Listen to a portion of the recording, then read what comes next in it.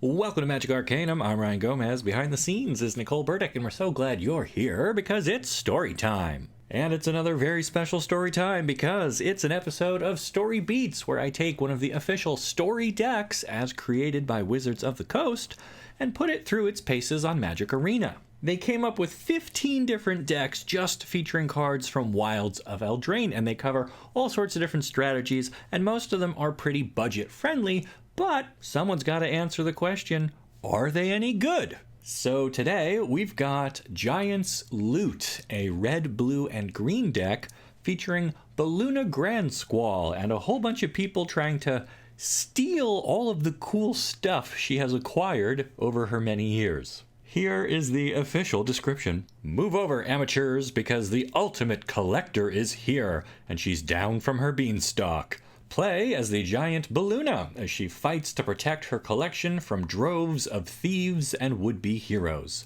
This deck loves two things: big creatures and big adventures. Use Beluna to reduce the cost of your adventures, and then play your giants from exile to stomp over your opponent. So that's our game plan. Here's our deck list. The notable cards here include Beluna Grandsquall, a legendary giant noble who has an adventure herself, but she also reduces the cost of permanent spells we cast that have their own adventure. And we've also got Galvanic Giant and Two-Headed Hunter, which I think are both just in here to draw further attention to the cost reductions provided by Beluna. We also have Troyan taking another shot at going up the beanstalk, but this deck stretches into a third color, mostly for access to the treasure-making Grabby Giant, which might help us pull this all off on a budget. We do have some fun dual lands in here, and then a bunch of cards that care about us casting spells that cost 5 or more, which means our first 2 or 3 turns of the game are going to be pretty slow because it's going to take us a while to set up everything we need to get these big payoffs that we're hoping for. So, will Beluna be able to protect her valuables and also our life total? Or will victory be stolen from us as fast as Troyan stole that golden egg? Find out in today's Story Beats. Alright, here we go. First game with Giant's Loot. We've got some forests and an Up the Beanstalk and a Collector's Vault, which actually can help us create treasures. This doesn't look too bad for what this deck can do. I guess we're keeping this.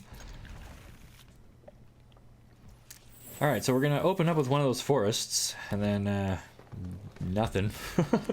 I don't know, like I said, the first couple of turns are going to be pretty slow with this deck. Up the Beanstalk here, probably the best thing we can do, because it'll draw us another card.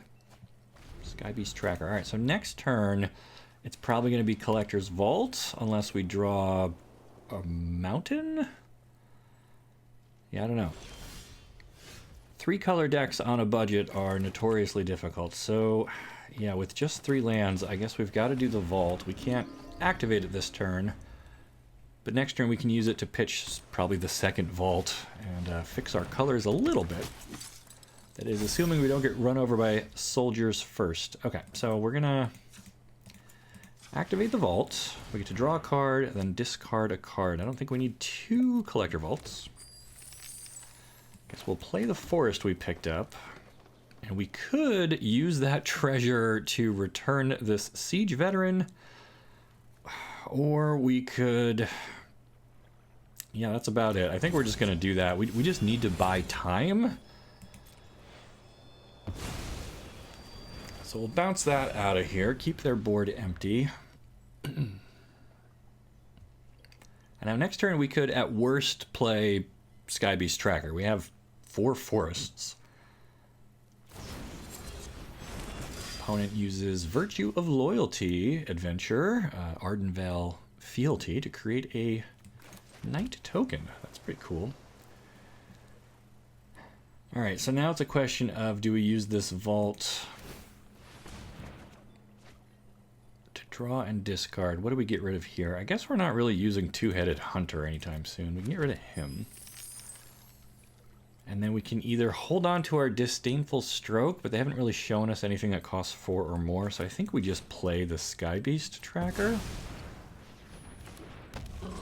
And next turn we'll have 5, maybe if we're lucky, 6 mana, and we can play Beluna's Gatekeeper, which would trigger a bunch of stuff. That would be perfect, but who knows?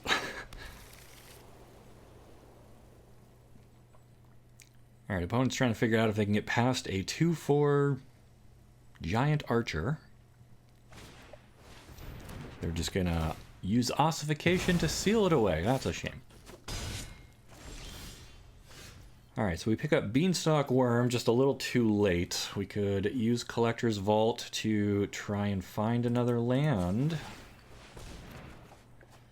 And we do, but now what are we giving up? I don't think Disdainful Stroke really helps us here. So let's pitch that. Play our mountain. And then put down another Sky Beast tracker.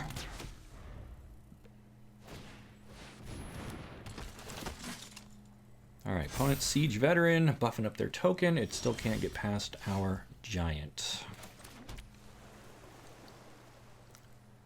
So at this point, we could just play our Gatekeeper. That'll draw us a card with Beanstalk and create food. Seems pretty good. Could also make a case for playing Galvanic Giant, but I think I want to keep her for her instant. Really, these early turns are about finding as many lands as we can and just getting ourselves set up.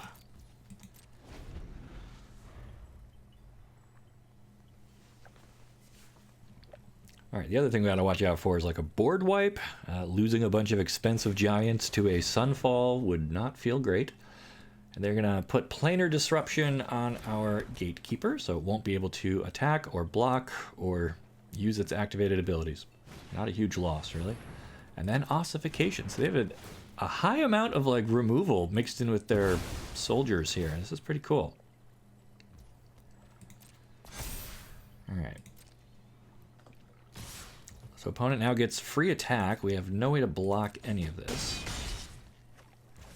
So do we use our Collector Vault to discard something here? I guess we can try that. Yeah, I don't think we need another island. Alright, so at least we didn't draw that. Instead, we found Grabby Giant, who costs 4. That's not enough to trigger our Beanstalk.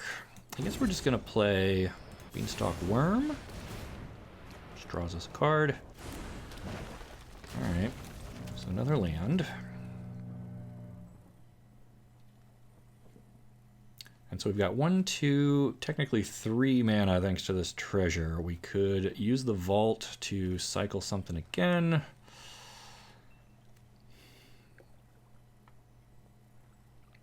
Yeah, I feel like we need to find like Beluna or something like actually good here.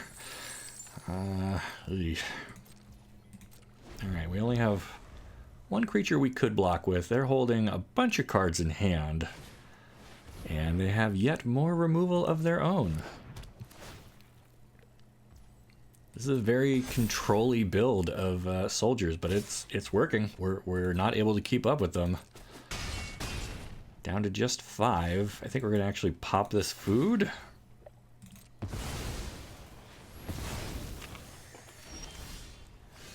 We find another land. Well, I think we can start with this Beanstalk Worm, which will draw us a card off of our Up the Beanstalk.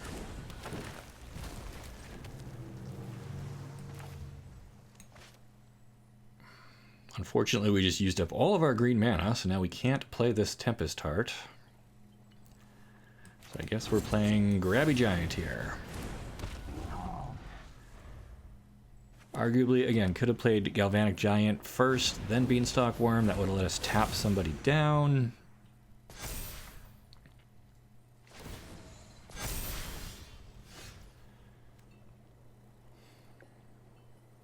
Alright. So we have 4, 5, 6, 7, 8, 9 mana right now. If we play that, we go to 10. We could play both of these, but they don't really do anything this turn. I guess that's still worth doing. We just need to stop ourselves from getting like overrun here. Maybe our opponent is finally out of removal. Is it worth putting this forest down, or do I hold on to it for next turn for the vault? I think we just wait. See if we can trade it in for something better. Alright, opponent has Cherie of Numbing Depths. Gets to tap down something.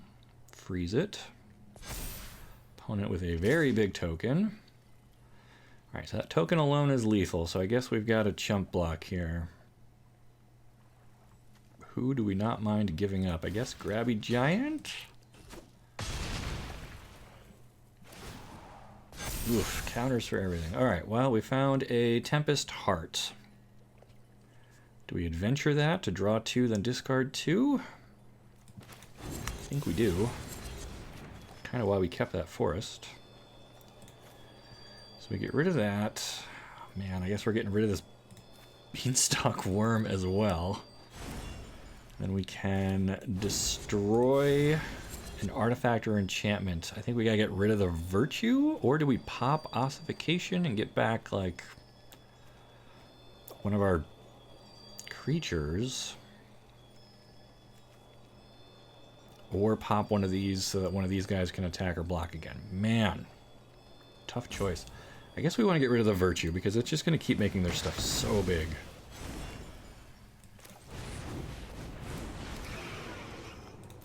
Alright, so if we can survive this turn, our Vanguard gets to grow our board, tap something down, draw us a card. We are set up for a lot of value. I just don't know if we're going to live long enough to do it. They're coming in with a 10-10. Give up one of the Tempest Hearts. Draw Troyan. Well, I think first we play our Vanguard. A lot of triggers go.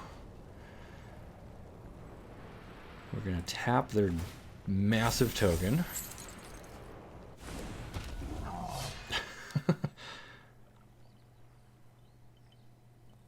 Okay. We drew a forest, which I guess we are... What are we supposed to do with this? Loot it away with the vault?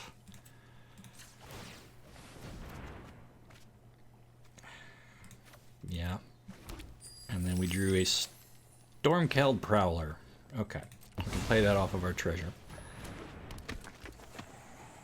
Alright, so I'm feeling a little better now that we have locked up the knight. This flyer is going to be a problem. Oh no, we have a creature with reach. Forgot about that. Alright, maybe we're not in terrible shape. Duelist, fine. They're going to put a counter on it so they get to draw a card, but at least they don't have Virtue of Loyalty putting counters on every turn. Alright, Spire. I don't think we need you. Collector's Vault is, like, really handy, I have to say. Beanstalk, draw a card. If it costs 5, we can play it. It's another Galvanic Giant. And her adventure costs 7, and we're at 6 mana. So I guess we're just playing Troyan here? Unless opponent has been sandbagging counterspells this whole time? Okay, no.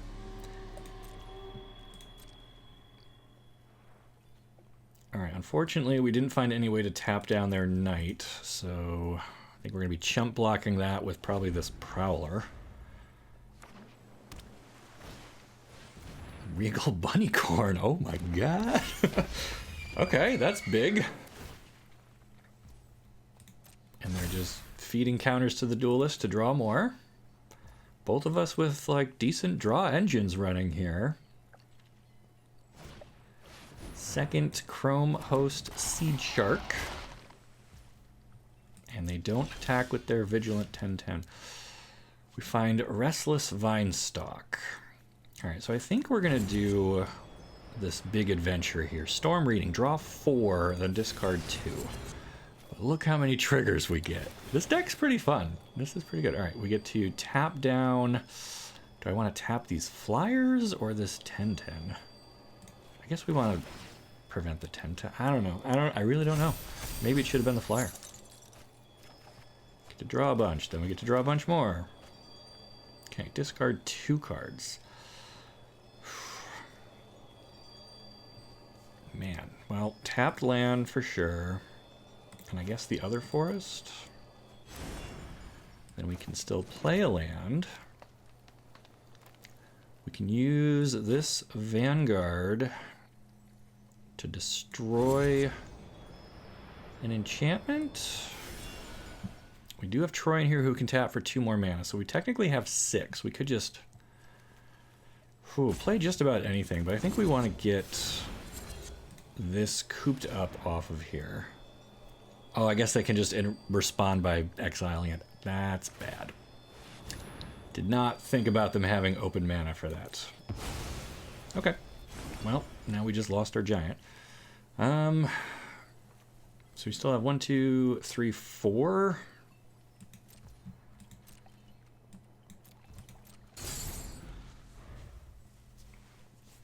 Opponent's board is getting big, but again, we're still not quite dead yet. Although Hilda's Crown, now that they can tap down our Worm with Reach, their sharks will get in. We can chump block just about everything else.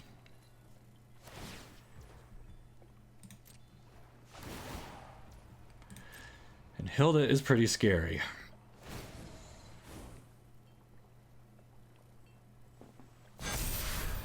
Yeah, counters on everybody. Cool, cool.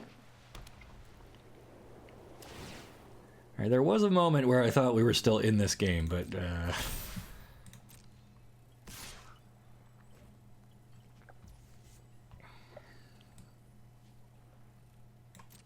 okay, so they're coming in with a 15-15. Even if we gave somebody double strike, not going to be enough. All right, so we'll just give up this Prowler.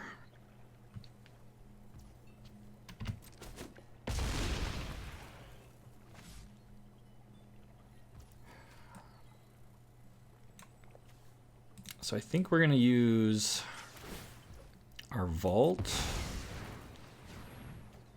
to swap out this Headhunter, because he doesn't really do a lot for us. Or, no, I guess we don't even need that land. Alright, this is like a big draw step for us.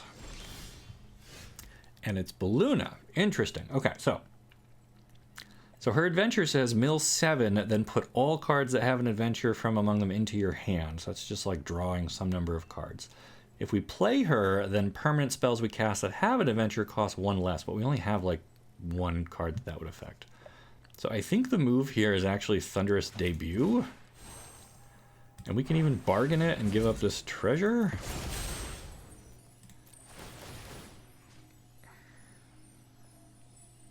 So now we get to tap, I guess, one of these sharks.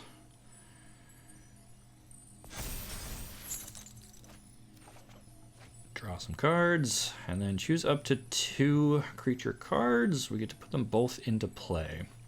So I guess we just want, like, the biggest stuff. Gatekeeper and Worm? Now what do we do with our other, call it 4 mana?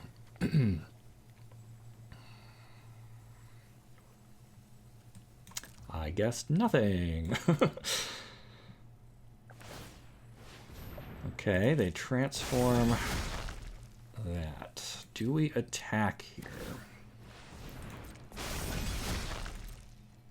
No, but it looks like they're getting ready to attack us. They're going to use the crown probably to tap our best blocker.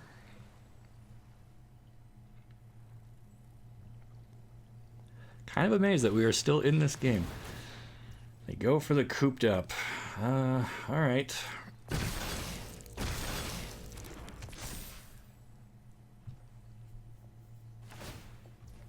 And then they tap our other flyer, or our other reach creature. So they could get in with the shark here.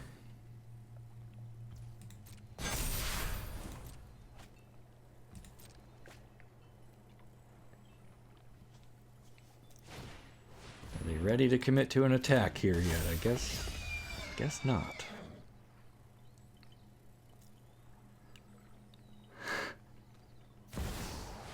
Okay, a invasion of New Phyrexia. They're gonna make some night tokens. Put some more counters out. These bunnies are insane. Yep.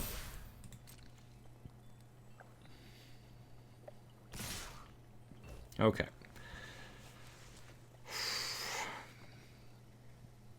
Can we hope to live through blocks? Well, you can block there. I think we're going to have to chump block some of these giant things.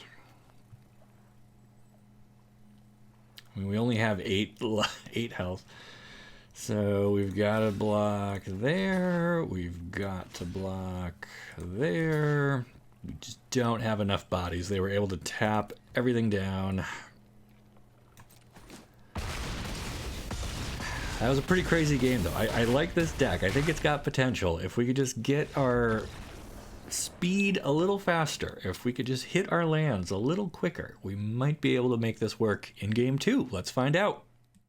Okay, here we are. Another game with Giants Loot. We've got really all 3 of our colors covered. We have something to do on turns 2 and 4. Let's try it out. All right. Vinestalk coming in tapped to set us off with green and blue. And then, do we grabby giant, make a treasure, or drop a vault here? I guess making treasure, ramping into like a 4-drop. Like if we could get Tempest Heart down early, that gives it more time to grow. I'm a little nervous against black. They're probably just gonna kill it, but...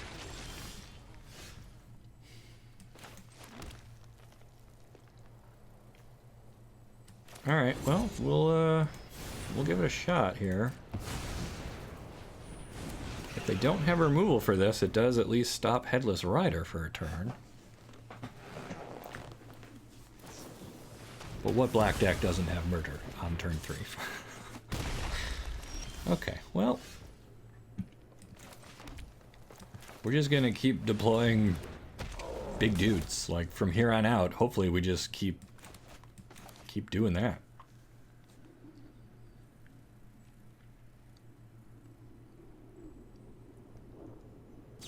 Opponent has more removal, but they don't seem to have more lands. They might be stuck on 3.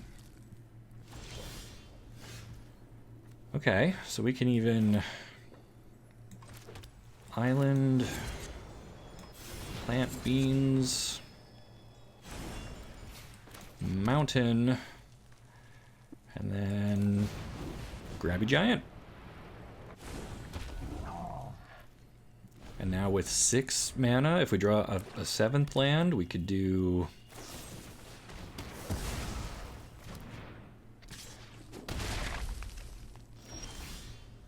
Alright, so we did draw a 7th. We could do the worm and the vault.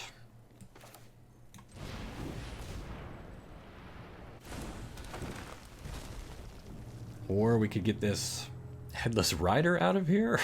I don't know. Guess we'll just play the vault. All right, I think we're all set on lands. I don't need any more of those. Now I just need to hit giants. Beluna would be good. Hidetsugu. Interesting.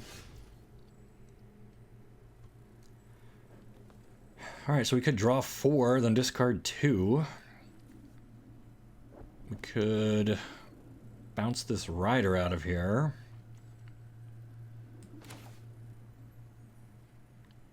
Man.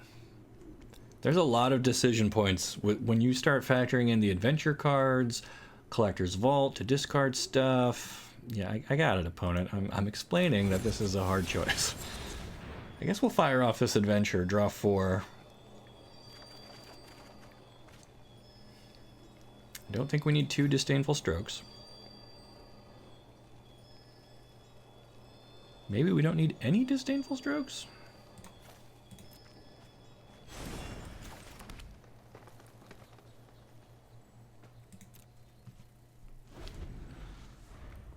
Surely I'm not going to regret discarding my 2 counterspells.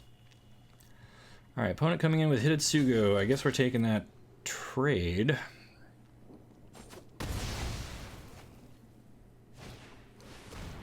Trespasser, okay.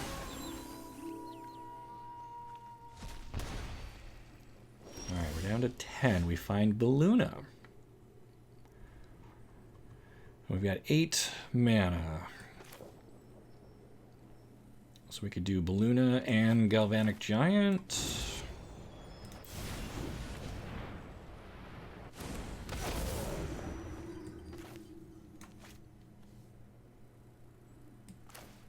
Or Beluna and the Gatekeeper. I guess that's... it probably should have been the Giant, because then the Gatekeeper would have tapped somebody down. But again, sequencing, very difficult with this deck. Perhaps more than any other I've ever played. Alright, opponent lets it lapse tonight.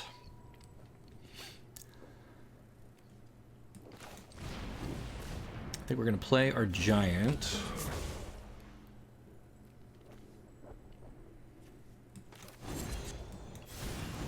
And then we'll play our other Giant. So that'll switch it back to day, and we get to tap somebody down. And now we can attack for 6. Alright, they don't want to give up their Glutton. Opponent with 4 cards in hand, 3 cards in hand. They do nothing. Okay, so Collector's Vault, your time to shine. We can, I guess, ditch the mountain.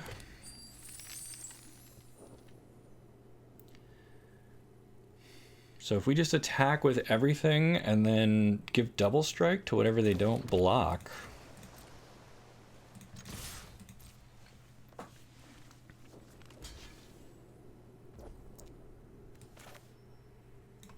Or even just giving it to Beluna. I mean, we're already getting through for like 15. And they cut down their own Headless Rider, which will make a zombie token. Sure. I guess we could have even gone in with our Restless Vinestalk here. Opponent just trying to complete their challenges for the day, I guess.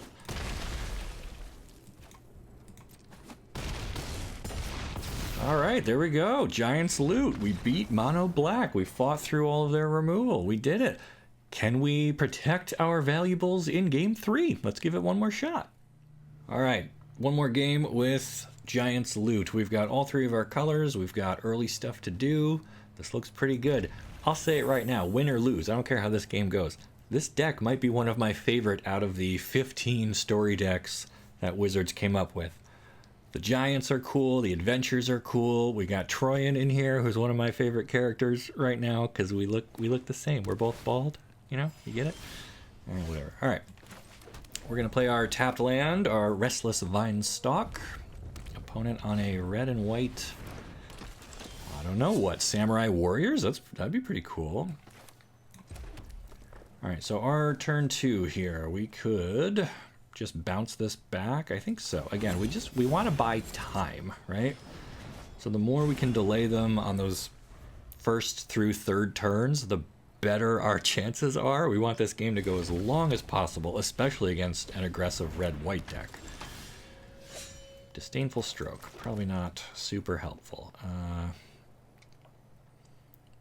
So I think the play here is one of our Troyans. Unfortunately, when this attacks, it becomes a 3-2, so we can't even, like, block it or trade it off or anything.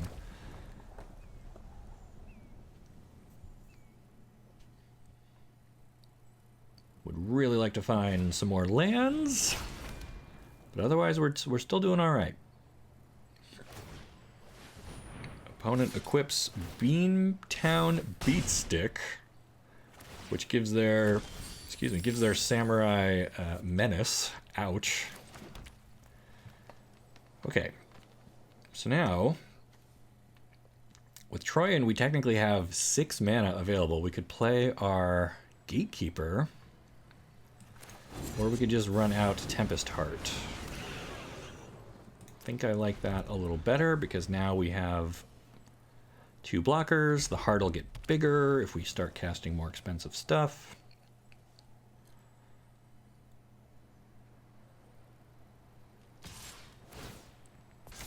Opponent swings in. I mean, I guess we try to take this thing down. They're probably got, what, Wandering Emperor to put a counter on it?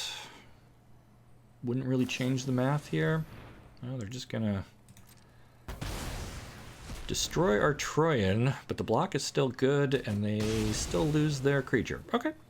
I mean, that was a messy exchange of resources, but I think we're fine because we have another Troyan.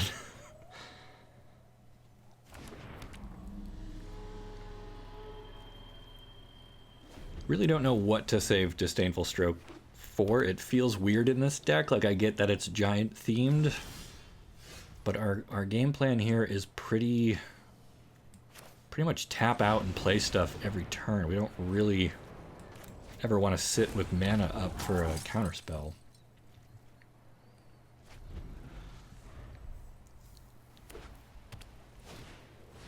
Alright, so they just have an Exemplar. Feeling pretty good. If they don't play like Elspeth or Wandering Emperor, then we'll be in good shape. So actually, I guess we could just drop a Vault.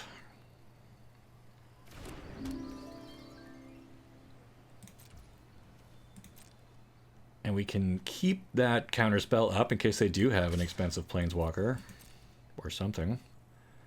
Put some pressure on them with our Gatekeeper. No block. All right. And now we've got options. We could discard this extra Vault. We can counter something expensive. Can't do anything about that Banishing Slash. Okay, okay. And since they have both an artifact and an enchantment, they even get a token out of it. Alright, we're gonna ditch this Vault.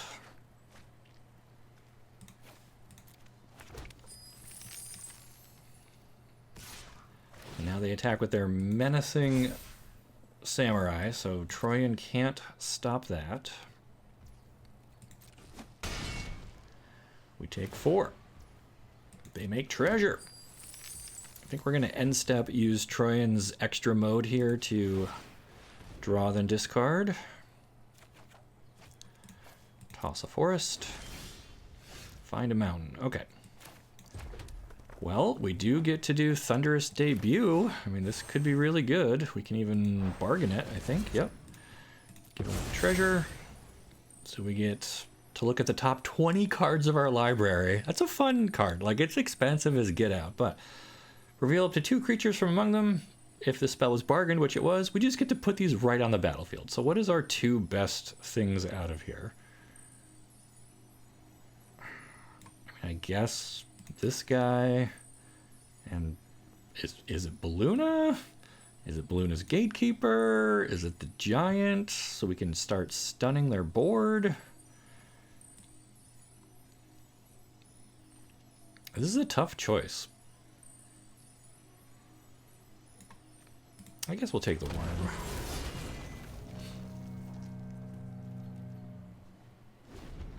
Really, you could make an argument for like a whole bunch of those cards. There's a ton of choices. Only thing I don't like now, yeah, we don't have mana up for Disdainful Stroke, so of course that's when they play their... Is that the first thing that's cost more than 4 mana? Yeah. Of course it is. Okay, so they attack with their Menacing Captain, who's a 9/4. Oh my god. And I don't really want to take 9 damage, so I guess we're blocking.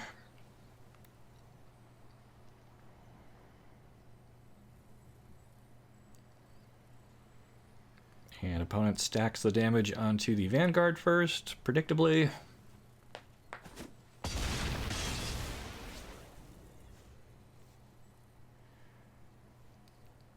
Alright, so the good news is we have a ton of mana, we've got the Vault, and we've got Troyan, so we can be pretty much guaranteed to draw something this turn. Like, I don't want Disdainful Stroke.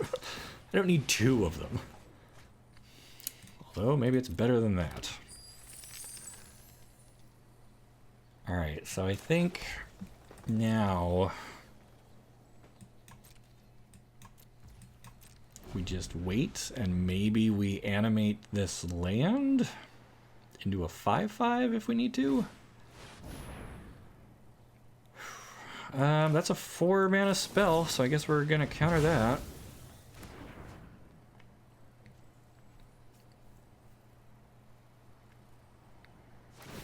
Alright, so opponent equips the beatstick.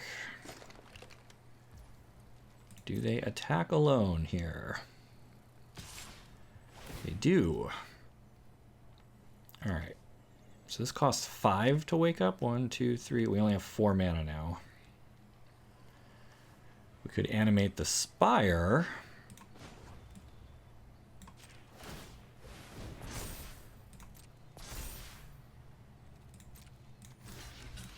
I mean, this is probably going to get Troyan killed. It's going to get both of our things killed. I guess that's alright. Oh, unless they fire off the... Oh, no, they can't. They can't afford Sacred Fire because it's flashback. Okay. Okay. Thought I was about to get really blown out there, but we just trade a land and a Troyan for a Samurai. Alright, we find another land. Alright. Vault. Okay, discard that. It's fine. Beanstalk's going to draw us a card.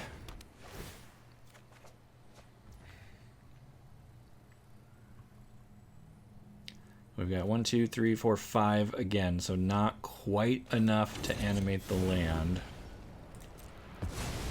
So I guess we're just going to play this giant and hope she survives. Tempered Solitude for the opponent. All right, so they definitely are doing the old samurai attack one at a time plan here. It's pretty cool. I haven't seen a deck like this since Neon Dynasty was the newest thing. Can't do anything about the menace.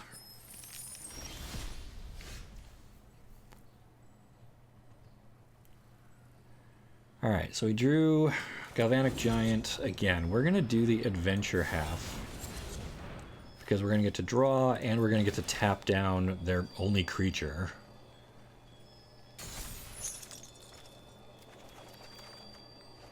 Okay, discard 2 cards. Well, Grabby Giant. And again, these Disdainful Strokes have just not been super great for us.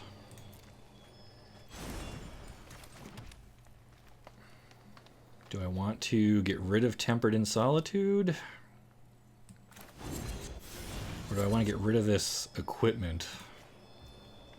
I think we'll just get rid of that, so that way they can't play somebody with like haste and equip it and get under our Galvanic Giant.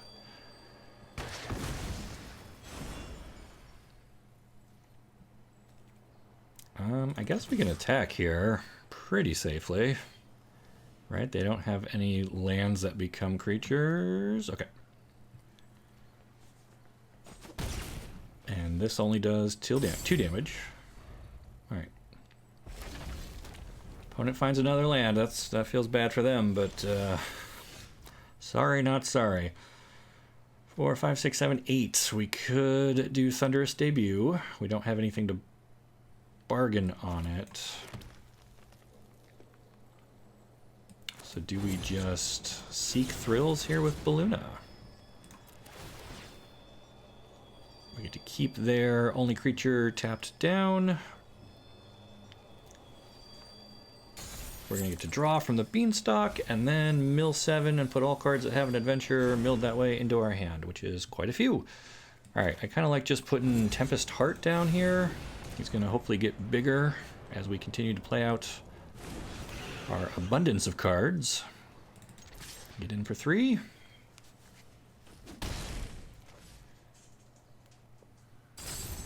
All right. Giants Loot is doing Giants things. They've got Heiko Yamazaki. Whenever a samurai or warrior you control attacks alone, you may cast target artifact card from your graveyard this turn, so they could get their beatstick back. We don't want that. Alright, so I think we do Beluna because she's going to make our other stuff cheaper. Now we can Vanguard.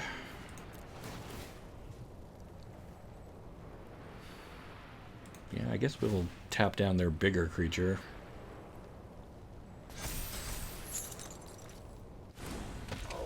Draw. Alright, so land. Just play some insurance blockers here. I mean, I guess this gets picked off from Sacred Fire, but okay. Attack for 7. Alright, opponent's down to 4. We've got a pretty beefy board. They have to deal 9 to us before we deal 4 more to them. And as I expected, they're gonna gain some life back from that Sacred Fire and pick off our poor little Prowler. Aww. Alright, opponent swings in, so they're gonna get to cast their beat stick if they want, and the Tempered in Solitude found them a Rabbit Battery. Neither of which are gonna really change the math here. They do still have one unknown card in hand. But we've got, like, everything we could want here. Yeah, Elspeth's Smite, not enough.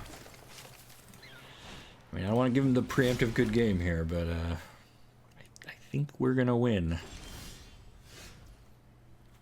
Especially when we do the old Beanstalk Giant. There it is!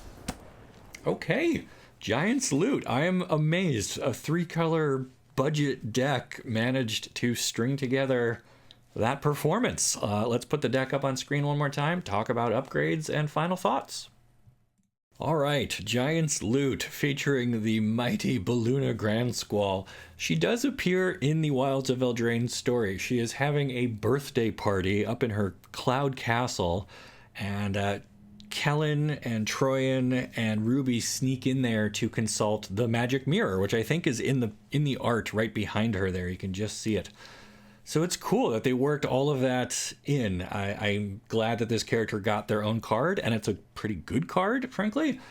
She wasn't in the story very long, but her scene was really memorable to me. It was a cool new character who had a strong reaction to people crashing her birthday party, and it was kind of a fun scene. And at first she wasn't going to let them use the mirror, but then Lord Yorvo was there, and he's like, come on, they're on an adventure. They're on a quest. You got to let them use the mirror. And so she's like, oh, all right. So it was just really fun. And the fact that this deck performed pretty well just was nice icing on that flavorful cake. I don't think there's too many things I would change here on this one, really. I mean, maybe these disdainful strokes, I was never really super happy to have those, except for when they were exactly what I needed. But they're really situational. They're mostly in here because they have a giant in the art and in the flavor text. Other stuff, maybe like, well, we'll talk about it. So one swap might be something like Charming Scoundrel. It's a 2-mana spell that can make a treasure, which you kind of need. You can slap a Wicked Roll on something. You can also discard your extra lands later in the game and draw something better. Only disadvantage is she doesn't have an adventure herself. But, I mean, like Grabby Giant, you're mostly using for his instant adventure just to make the treasure, and it's the same mana cost.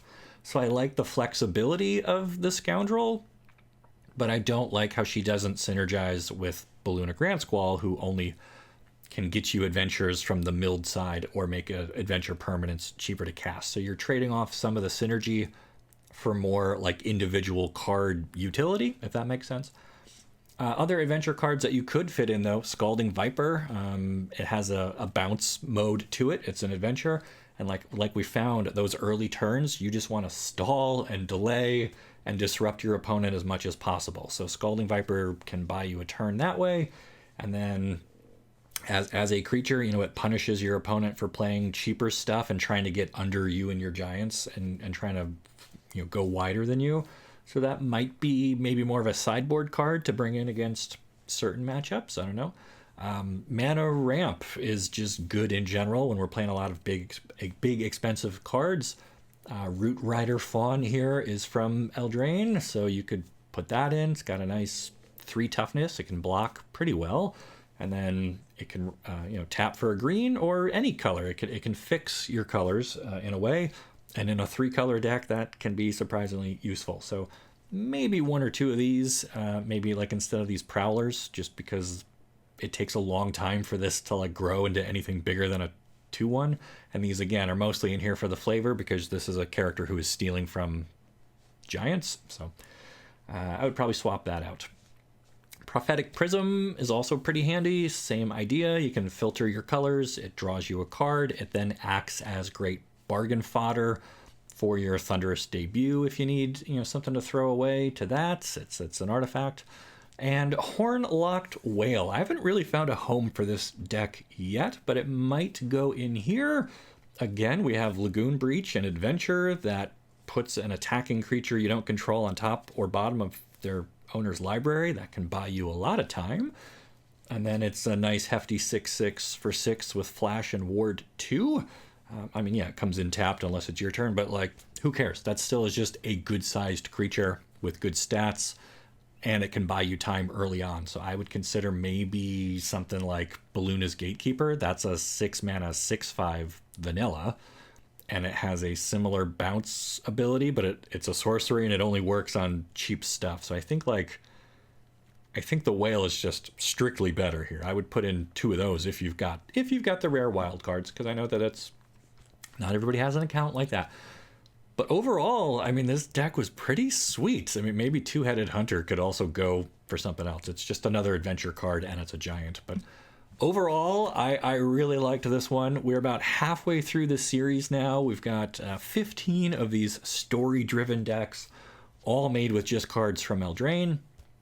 And since we're the story channel, it's story time, I love showing off the story through these decks. This has been a really fun experiment. I hope you guys are enjoying these episodes. If you are, please let me know by liking this video and subscribing to the channel so you don't miss the great stories you will only find here on Magic Arcanum. We'll see ya!